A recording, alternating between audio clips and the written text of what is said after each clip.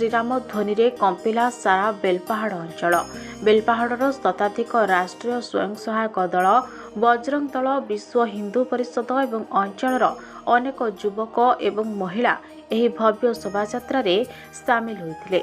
ଝାରସୁଗୁଡ଼ା ଜିଲ୍ଲା ବେଲପାହାଡ଼ ସହର ସମେତ ଲଖନପୁର ବ୍ଲକ ଅଞ୍ଚଳର ବିଭିନ୍ନ ସ୍ଥାନରେ ବଜରଙ୍ଗ ଦଳ, ଆରଏସଏସ୍, ବିଭିନ୍ନ ଦେବାଳୟରେ ତଥା ବିଭିନ୍ନ ଅନୁଷ୍ଠାନ ପକ୍ଷରୁ ବୁଧବାର ପବିତ୍ର ରାମ ନବମୀ ମହାସମାରୋହରେ ପାଳିତ ହୋଇଯାଇଛି।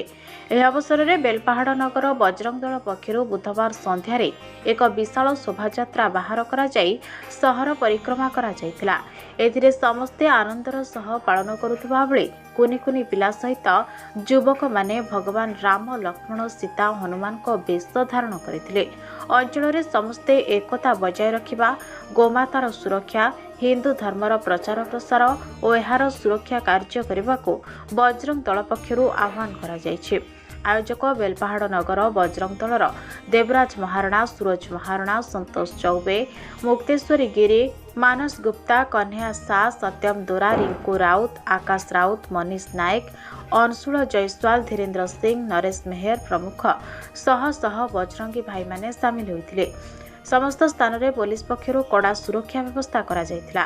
ଅନେକ ଫାଉଣ୍ଡେସନ ବିଭିନ୍ନ ସ୍ଥାନରେ ଶ୍ରଦ୍ଧାଳୁଙ୍କ ପାଇଁ ସର୍ବତ ଓ ପ୍ରସାଦ ବିତରଣ କରିଥିଲେ। ସେହିପରି ଗୁମାଡେରା ମାଲିପଡ଼ାଠାରେ ସ୍ଥାନୀୟ କୀର୍ତ୍ତନ ମଣ୍ଡଳୀ ପକ୍ଷରୁ କୀର୍ତ୍ତନ ପରିବେଷଣ କାର୍ଯ୍ୟକ୍ରମ ଅନୁଷ୍ଠିତ ହୋଇଥିଲା।